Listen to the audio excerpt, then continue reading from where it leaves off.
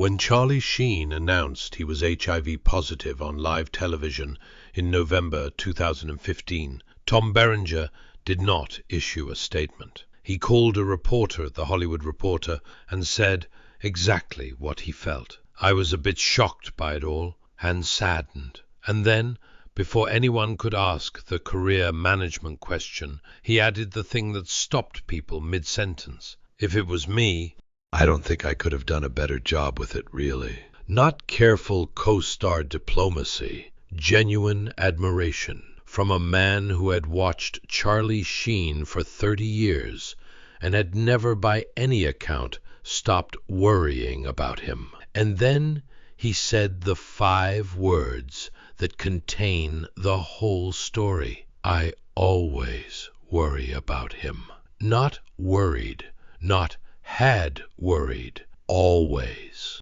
This is the story of Tom Berenger, and it is also inevitably the story of the young man he met in a Philippine jungle in 1986. Thomas Michael Moore was born on May 31, 1949, in Chicago, Illinois. His father worked as a printer for the Chicago Sun-Times. He grew up in a traditional Irish Catholic household, the kind that valued hard work and loyalty and keeping your head down. Those roots, so different from the Beverly Hills zip codes that would eventually define his professional world, stayed with him in ways both visible and invisible. He attended the University of Missouri, majored in journalism, worked briefly as a copy editor, and found himself at a desk wondering if this was it.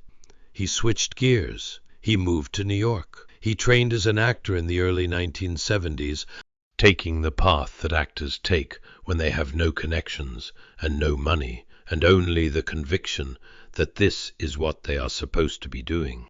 He did regional theater. He did soap operas, One Life to Live, the grinding apprenticeship of a working actor who has not yet been given a reason to be noticed. Then in 1977, he landed a small but chilling role in Looking for Mr. Goodbar, a seductive, violent one-night stand opposite Diane Keaton.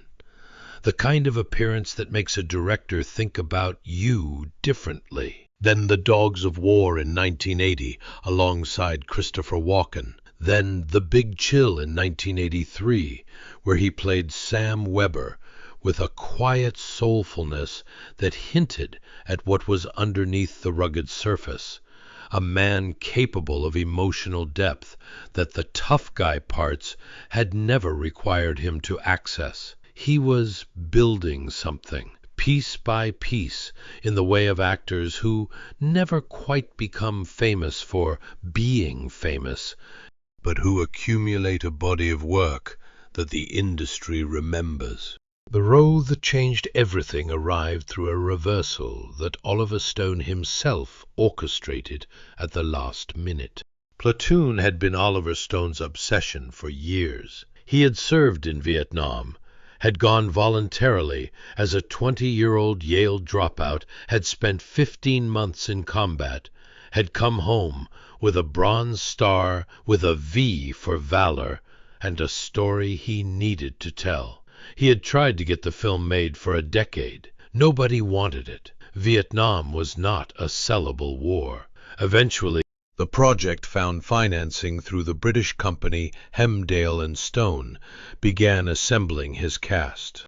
Tom Berenger was originally cast as Sergeant Elias, the film's moral center, the good sergeant, the man who believes in something beyond survival. It was a natural piece of casting.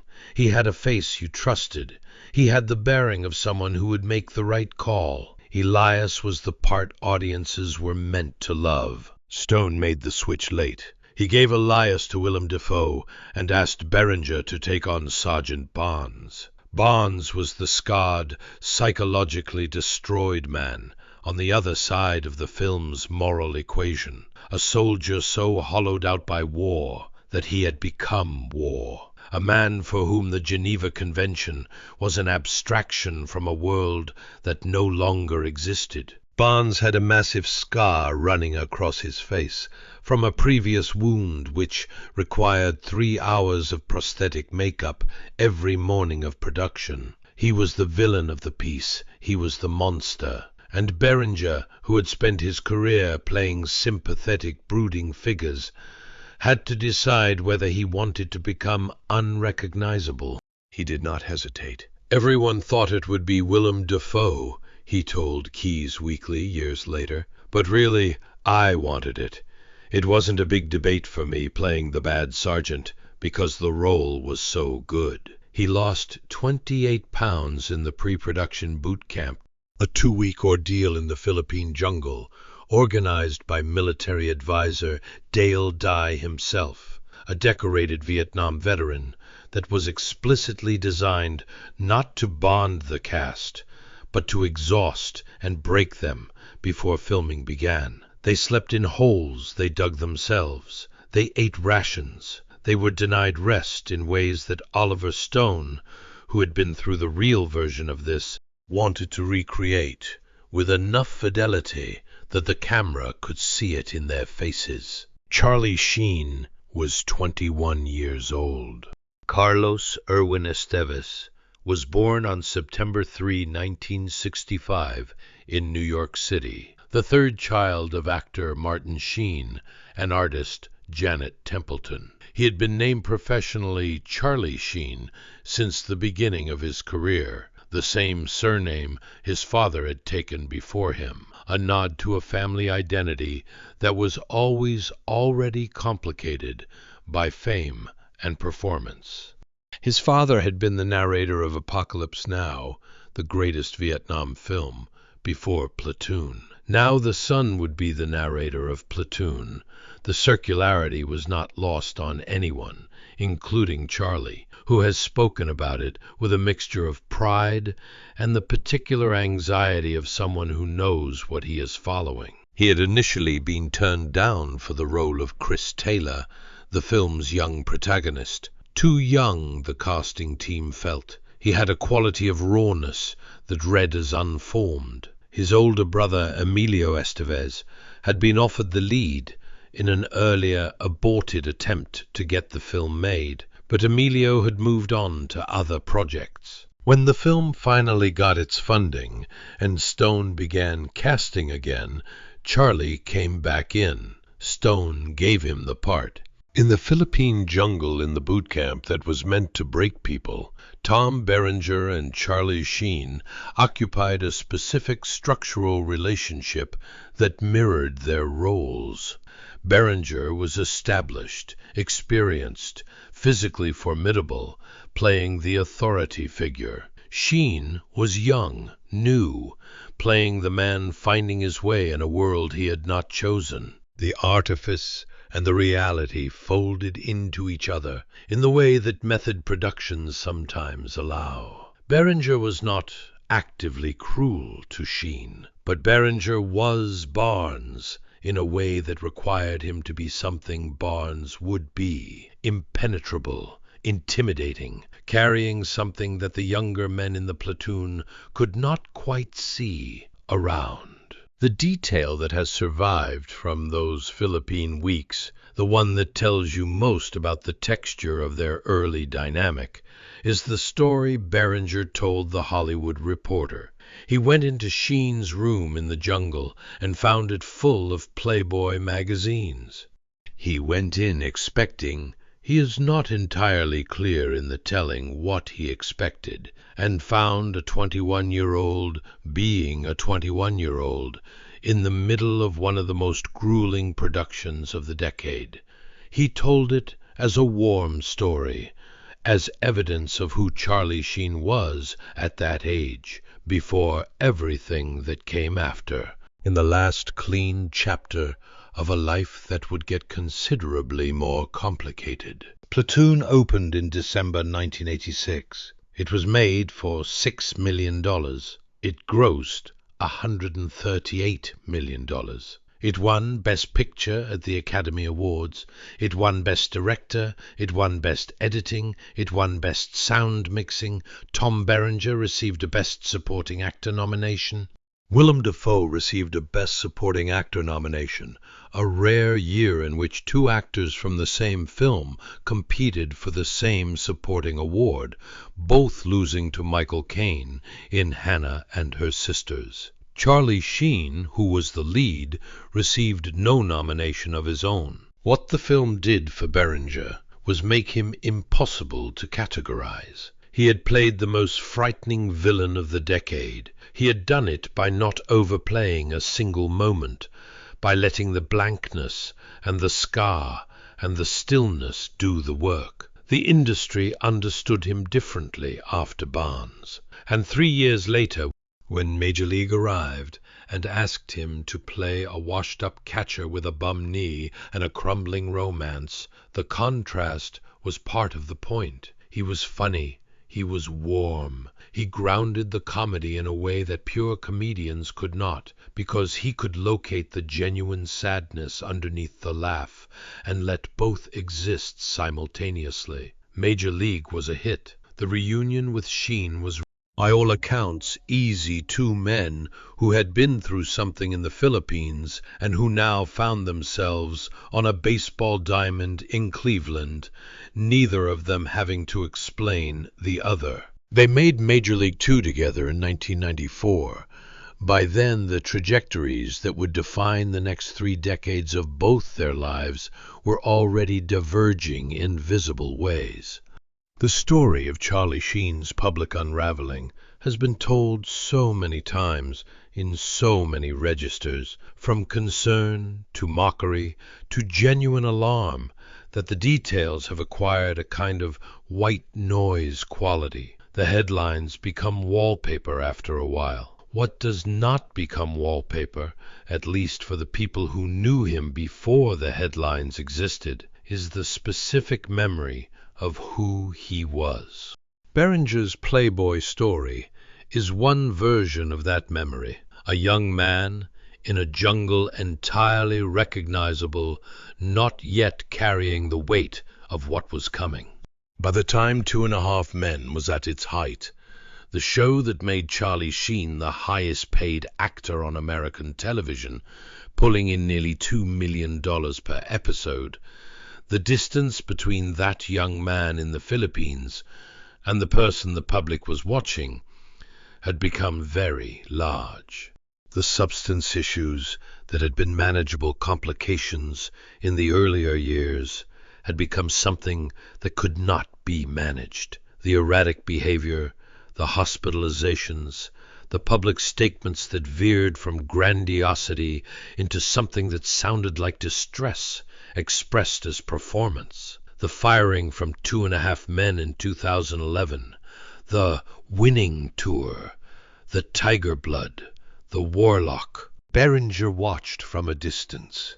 He continued working steadily without fanfare in the manner of an actor who never really wanted fanfare in the first place. The Inception appearance in 2010, the Emmy for Hatfields and McCoys in 2012, the Sniper sequels maintaining a continuity with a franchise that had given him one of his most durable audiences. He gave interviews occasionally, and when Charlie's name came up, which it did regularly because their names were always linked by Platoon and Major League and the shared history of a particular kind of Hollywood friendship, he was consistent. He worried about him.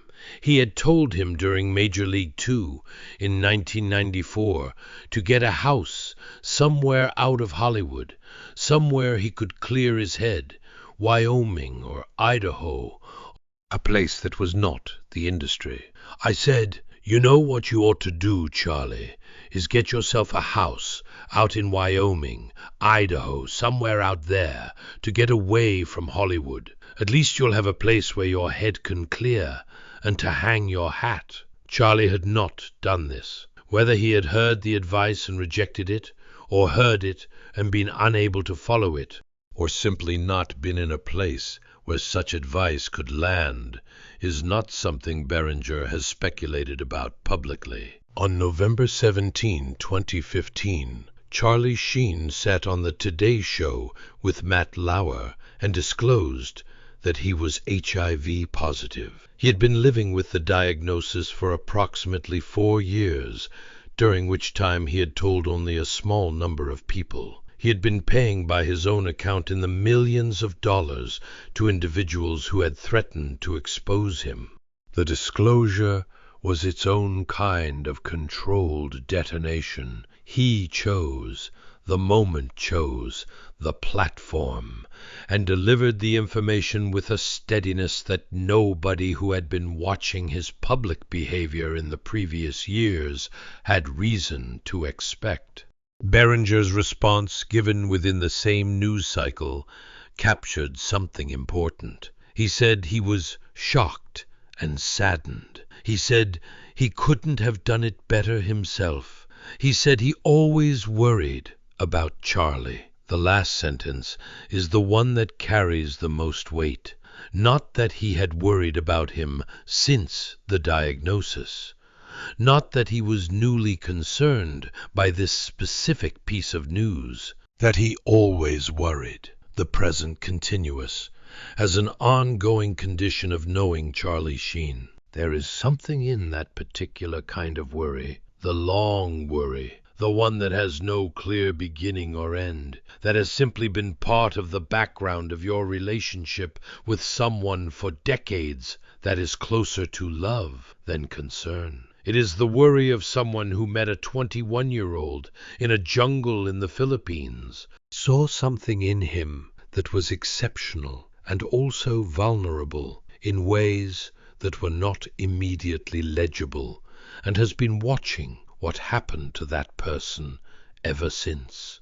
Berenger had told Charlie to get out of Hollywood. Charlie had stayed. The industry had given him everything it had to give, and had then taken most of it back, in the specific way it tends to take things back from people who were too much of something for too long. In 2010, Christopher Nolan cast Berenger in Inception as Peter Browning, a supporting role in a film built on layered realities and subconscious deception. It was not a large role, but Nolan explained the casting with the kind of precision that directors who think seriously about their work sometimes use.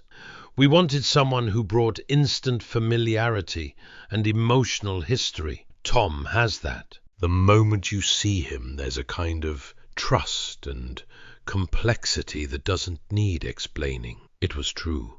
Berenger appeared on screen for perhaps 20 minutes, and a generation of viewers who had missed his heyday asked the same question. Who is that, and what else has he done? 2 years later, the Emmy for Hatfields and McCoys, playing Uncle Jim Vance opposite Kevin Costner and Bill Paxton in the History Channel miniseries, was the formal acknowledgement of something the industry had long privately understood, that Berenger had been doing serious work for 30 years, and that the awards circuit had simply not been paying adequate attention. Tom Berenger is 76 years old in May 2026.